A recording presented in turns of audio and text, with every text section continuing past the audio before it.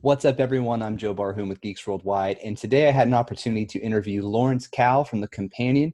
This guy is an unbelievable geek, super geeky in his soul, and he's got this brand new platform that's going to be Kickstarted here on Thursday, the 18th, that's going to bring a bunch of 90s sci-fi content plus new content out to all of its members. I think you're going to love this interview. Thanks for watching.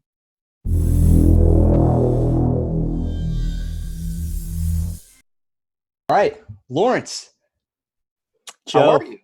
yeah, I'm doing well. I'm doing well. So this is pretty crazy, right? So you've got this brand new app, but you've been developing it for a long time. It's gone through a couple iterations. It's called The Companion. Tell me about the inspiration for The Companion and tell us what it is. Yeah, so it originally started off, I guess, inspired by our time working with primarily MGM and their Stargate Command platform. So we were brought in maybe like 2 years ago, maybe at this point, to help create 126 basically videos, quizzes, articles, podcasts, etc. Mhm.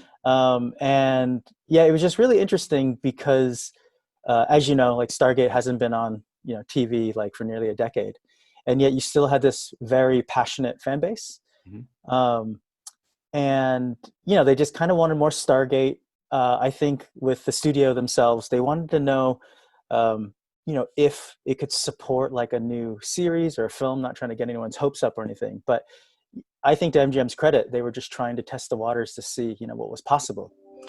And and yeah, I think what was interesting is when they shifted Stargate Command to YouTube, so you could still find it. One of the things that we started receiving from the fan base was like, oh, we love the quizzes and we love the articles and we love the depth that you can go into if you're writing a 3,000 word article. Whereas like if you're doing a YouTube video, you might have to keep it a little bit lighter. Could be, I wouldn't say shorter necessarily, but it's a different style of kind of content. And it got us thinking. That was around last August. We flew out to LA and we started speaking to whether it was people at MGM or other like people in the community, I would say, advisors in the community. And it just felt like, you know what, if Stargate has this passionate fan base around it, and my favorite series is Firefly, like, Yes. but you can't have like a Firefly command, like, who would build that? And you can't really have a Babylon 5 command, and you can't have, a Quantum Leap command. And all of a sudden it was like, well, that's interesting. All of these fan bases still have people supporting, loving, going to conventions, cosplaying, the whole thing. And yet they're not big enough to be a StarWars.com Mhm. or a Wizarding World platform, like, with Harry Potter.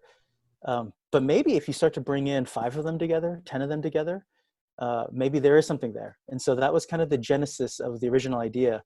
So yeah, we're going to be doing articles, podcasts, infographics, original artwork, those kind of things that you would find typically of, say, a companion book Mhm. or making of book, those kind of things that we really love. And we're able to cover all the franchises if we can actually bring, these different communities together.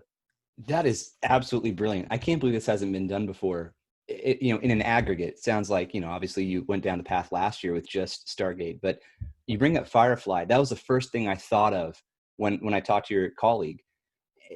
I love Firefly. I need more Firefly, but there's comics for Firefly. There was a game that was in development that just kind of got squashed, and we were talking to those guys 5 or 6 years ago about the game. They even brought in a lot of the actors to do the voice work, but the game still got squashed. You don't want to be dependent necessarily on a big production like a video game, or if you're not into comics, some series you don't even know about that exists that still supports the stuff that you love. But you're kind of bringing it all together. And then as I think more about it, it's like, okay, I like Firefly a lot. That's my thing. I'd come for Firefly, but I might find out that there's some things about Babylon 5 or, whatever that I was kind of interested, but now I'm going to geek out on this. Or freaking Quantum Leap. How great is Quantum Leap? It's like, it's amazing, especially that last episode, right? So I think you have something huge here. And I'm curious, what does it take to get, well, let me start with this. Let me start with this question. I got a million questions for you. Let me start with this No one. problem. No problem. So what's first to launch, right? Once you guys are up and running, what will be the first set of of properties? Yeah, so I think one of the things that we had to think about, and actually this really pains me because we won't be covering Firefly as an example Oh, straight out of the gate. I was hoping you Um, were. no, it's it'll be the second thing we cover. No, but what it is, it's so we're also very lucky. We as a company, we traditionally have been a digital studio, so we would have done videos or been commissioned by broadcasters and studios, that kind of thing. Even made like a TV show.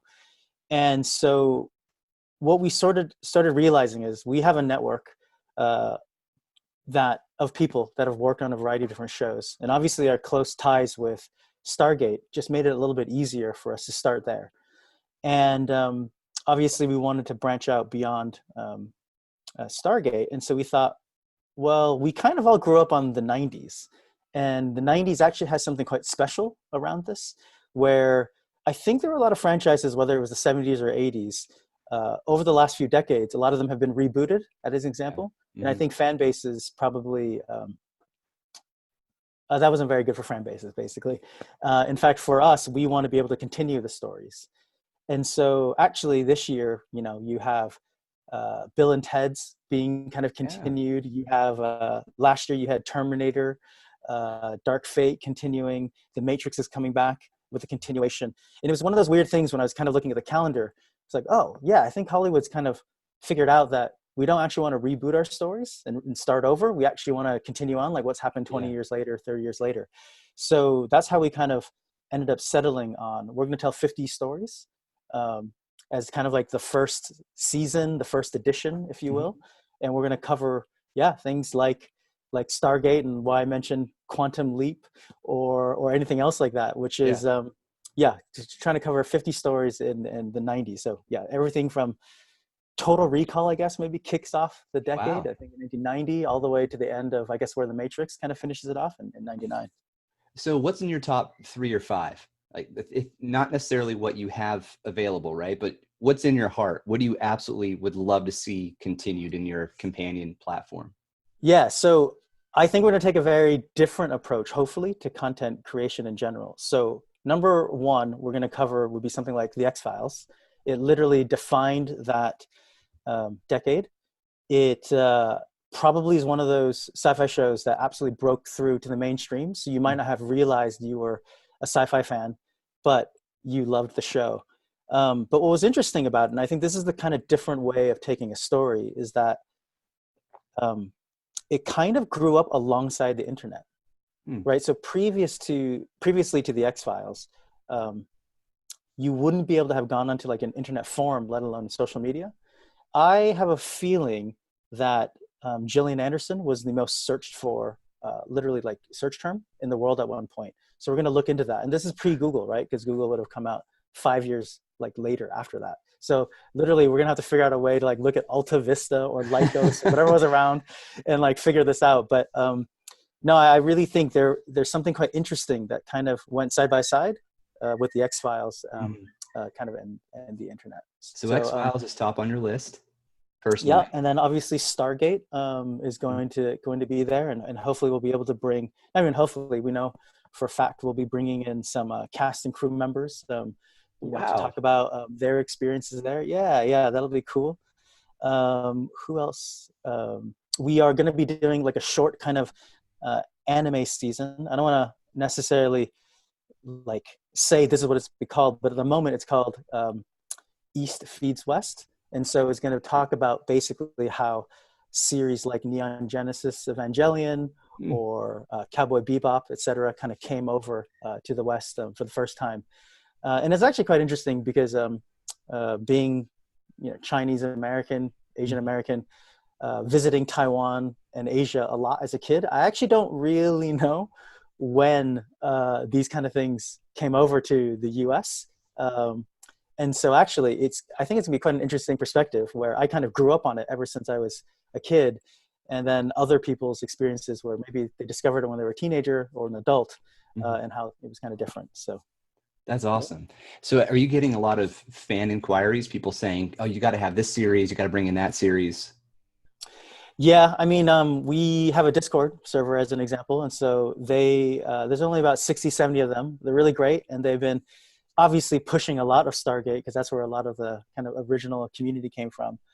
But yeah, no, I think in general, people are pretty just excited about the 90s in general. It's, I mean, it's just an incredible, like, how could you choose between Jurassic Park or Terminator 2? It's just sort of like they both shaped you and changed you. And so yeah, we haven't gotten too much like, oh, don't do this series, do this series or whatever. But I think what's going to happen is, unfortunately, we're going to like run out of like content slots to be able to cover everything. So hopefully we'll be able to cover as much as we can. So when you say you have a production creative crew. Are you going to bring in any fan creations at all? Because there's a lot of people that do this on the side. You know, we have in our Discord server, we have a pretty healthy Doctor Who group, and they produce Doctor Who content, like just for funsies, right? So are you going to be able to put that into your platform too? Yeah, definitely. I mean, so although we're a group of 4 producers, and then recently Jonathan Hatfill, he was the former editor of Sci-Fi Now. He just joined us to be our editor as well. Congrats. So so it's really exciting. I don't know how much we're going to be doing, let's say, the writing or the content specifically, although we obviously have a lot of production capabilities like within the team. What we want to do is be able to effectively commission young writers, new writers, podcast hosts, etc. And part of that is inevitably going to include the community.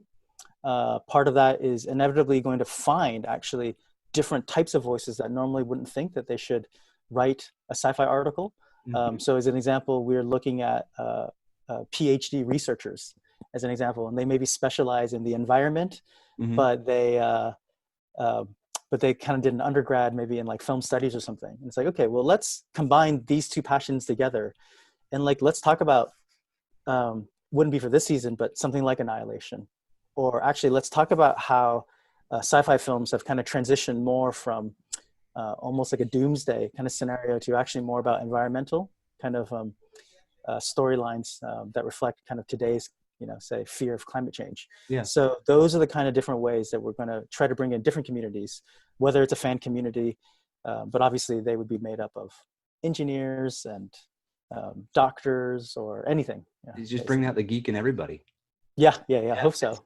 Very similar to what we're not creating that kind of content, but we try to be as inclusive as possible, and we try to just let everyone who has that geek in them just flourish and get it out there. And we have a lot of non-professional, I guess you call them amateur writers, people who just want to write about video games or comics, and they do it here. And it's meant a lot to a lot of people, which is really fun for me. So there's definitely a lot of synergy there, which it's fun to see. And obviously you're going to be able to do a lot more than we can, because, we're just a hobbyist website. But going back to the platform itself.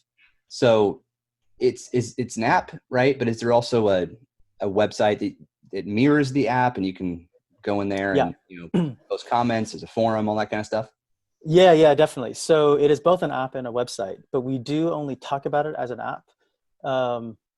Well, at least we call it app first. The reason why, and to be honest, it might even be a really dumb business reason, if I'm being honest. Let's be honest. Is because say if you're building a website, you sort of have to fit the rules of the internet effectively, or your web browser. And then because there's so many different web browsers, you have, fonts look differently, or all sorts of crazy stuff can happen. What's interesting about an app is you can technically build anything like that your creativity limits you to, I guess, or allows for.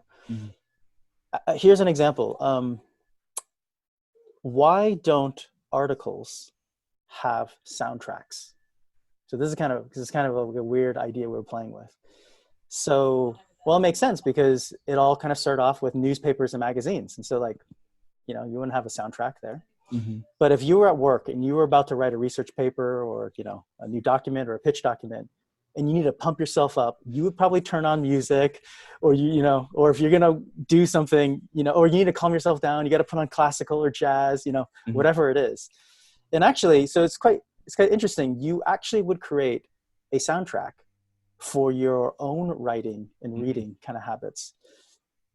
Why couldn't we then do that with articles? And it might be a little bit harder with the browser. I think technically it's still possible, but within the app, we know exactly how we can control that. We know exactly we can give people options to be able to, as they read and which point they're in, they can start or stop a soundtrack, as an example. Mm-hmm. And that's a really bad kind of technical creative idea, but that's the kind of thing that's possible if we create an app.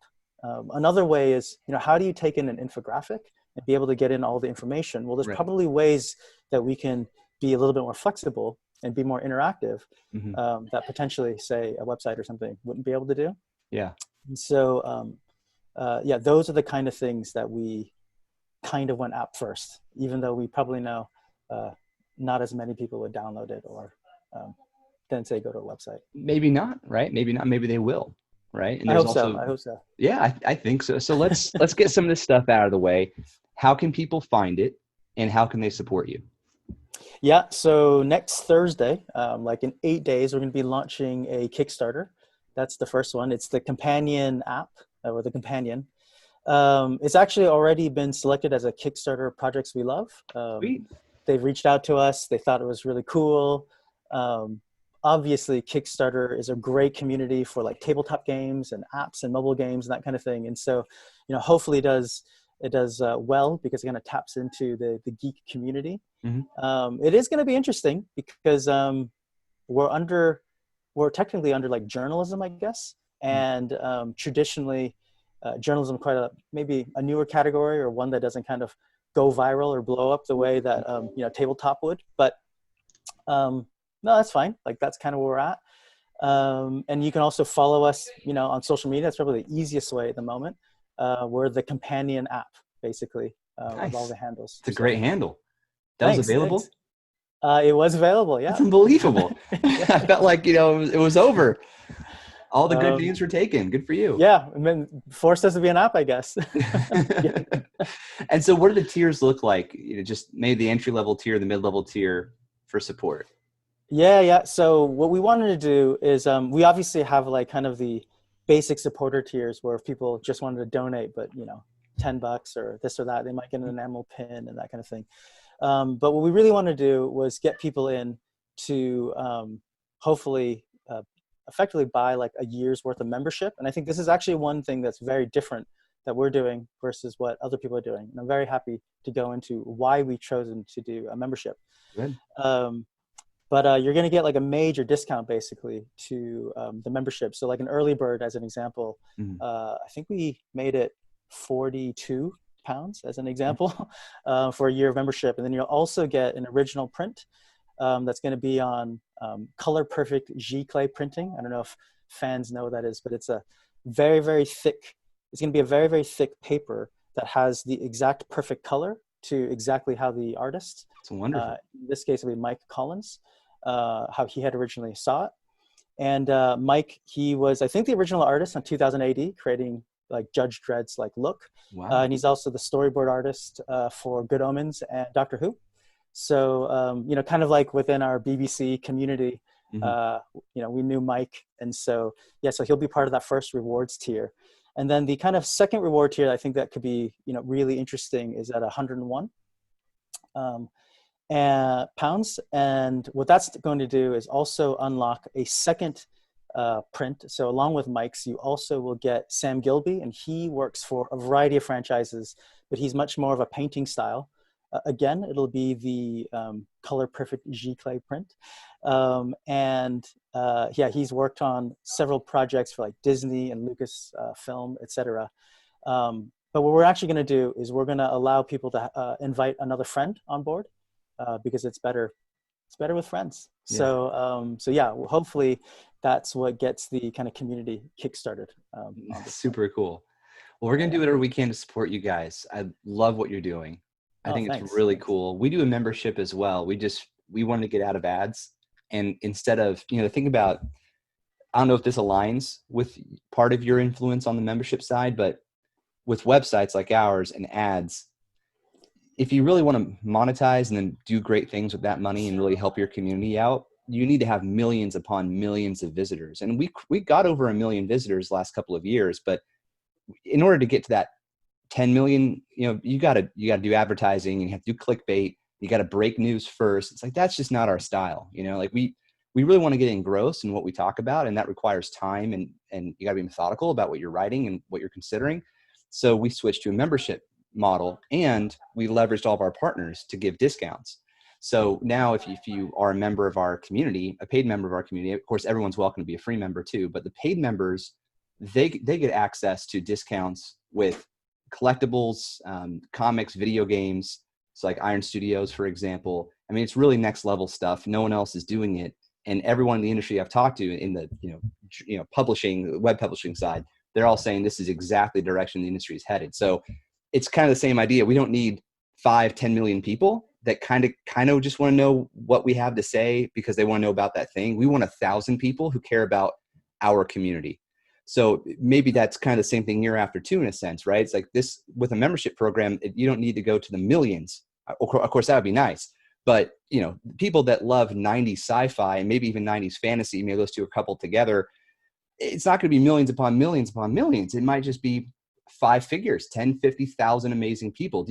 So now a question's popped in my mind. I'd love to know what your goals are. 12 months from now, or 12 months from next Thursday, how many active members would be an accomplishment for you guys? Yeah, I mean, to answer, I guess to kind of echo, it's exactly the reason why we wanted to go membership. To answer your question directly, like in a year's time, if we had 6,000 members, that's a home run. I mean, Awesome. just 6,000. And you're absolutely right. So my business partner actually used to be one of the original team members at YouTube in Europe over here. And I first met him in 2012, maybe. And we were working, obviously he was at Google and I was working in a separate company. But it was actually a YouTube channel that Google had invested into. And I just got really, really familiar with how effectively internet economics worked. And I remember I gave a talk at VidCon one year on how to make YouTube your full-time paying job. So if anyone wants to be a content creator, it was for that creator track. And I had calculated at the time, you needed 42,000 views every single day in order to make California minimum wage, because VidCon, is based in Anaheim. And that's crazy. That's crazy. to make minimum wage, like right in the state. And so yeah, when you're talking about clickbait or ads every every 2 paragraphs, right? So for some of the bigger sites, and I don't want to bad mouth into the sites because I don't think the content is bad.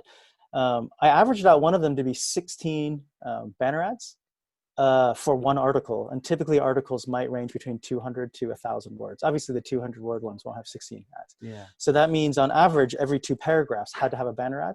And then you also have the kind of right side banner ads.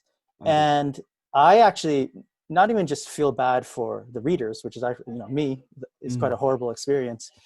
I don't think a journalist got into journalism to write a paragraph or 2 and then think, oh, cliffhanger, couple more paragraphs. Oh, right. bad. Couple more, something random. It's quite heartbreaking. And so actually, I think what you've done, and I hope what we're doing, is a membership model allows us to create a canvas that is clean.